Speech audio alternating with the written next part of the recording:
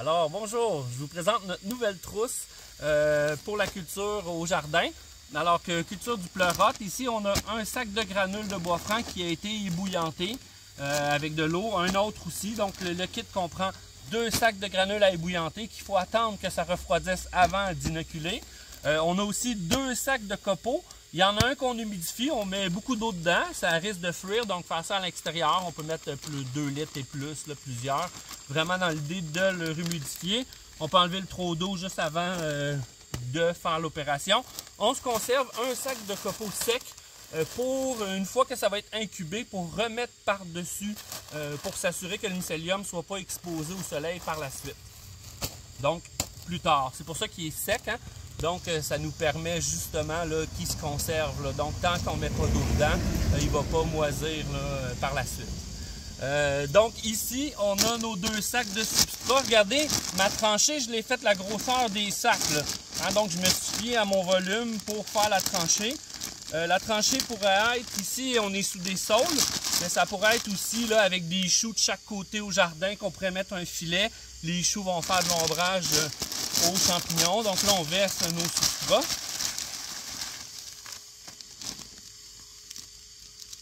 Enlever l'élastique. Ici, j'avais fait un nœud.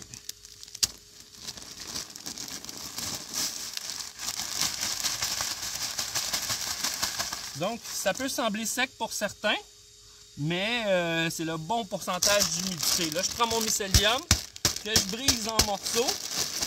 Vraiment, là, le fractionner le plus possible, parce que chaque morceau de mycélium va repousser dans mon substrat.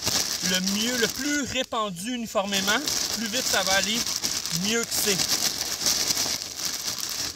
Donc, je brasse ça, je défais les boules.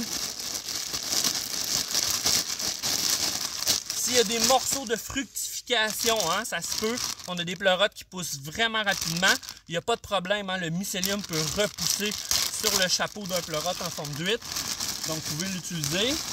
Donc là, je vais à peu près à la moitié, je mélange ça, je défais les grosses mottes comme ça ici, pour vraiment que mon mycélium soit en surface de contact là, le plus possible avec le substrat que j'ai ajouté, qui a été pasteurisé par l'eau bouillante.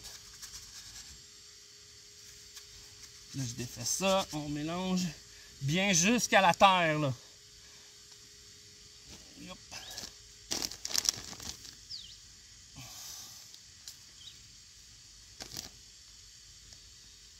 Donc, on mélange ça. On met plein de mycélium. Donc, je fais ça vraiment en express. Mais ça ressemble pas mal à ça. Donc, on mélange ça bien comme il faut. Ok, là, on défait les boules de surface. Là, on essaie de ramener le substrat vers notre trou. On essaie que ça soit bien drainé aussi. Que ce ne soit pas un endroit là, où il y a de l'eau qui se ramasse. Des grosses flaques après une pluie, c'est pas bon. Fait que là, je prends mes copeaux. Je les mets par-dessus. Fait que je fais ma première couche de paillis.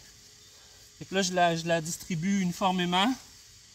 Comme ça, le mycélium, quand il va avoir tout colonisé la sciure en dessous, on va commencer à le voir apparaître ici en surface.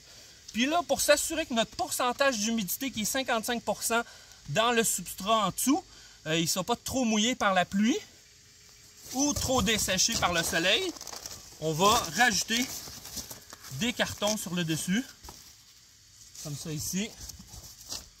On va s'assurer que l'eau ne rentre pas.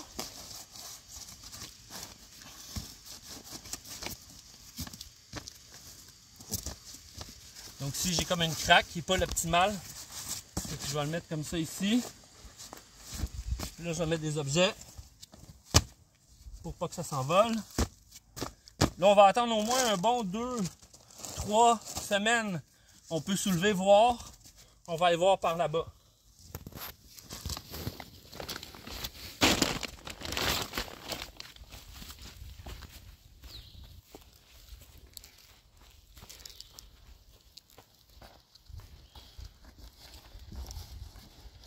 Donc on voit là, le mycélium qui commence. Mais là, c'est à peine là. On vient de le faire, ça fait genre une semaine. Fait que quand on va vraiment le voir apparaître, là on enlève les cartons, puis on rajoute notre autre couche de copeaux de bois par-dessus sec. Et en plein été, lorsqu'il fait chaud, on peut prévoir des filets pour empêcher qu'il y ait des mouches qui viennent pondre des œufs dans les champignons, puis mettre des collants comme ça ici. Donc voilà pour la trousse au jardin.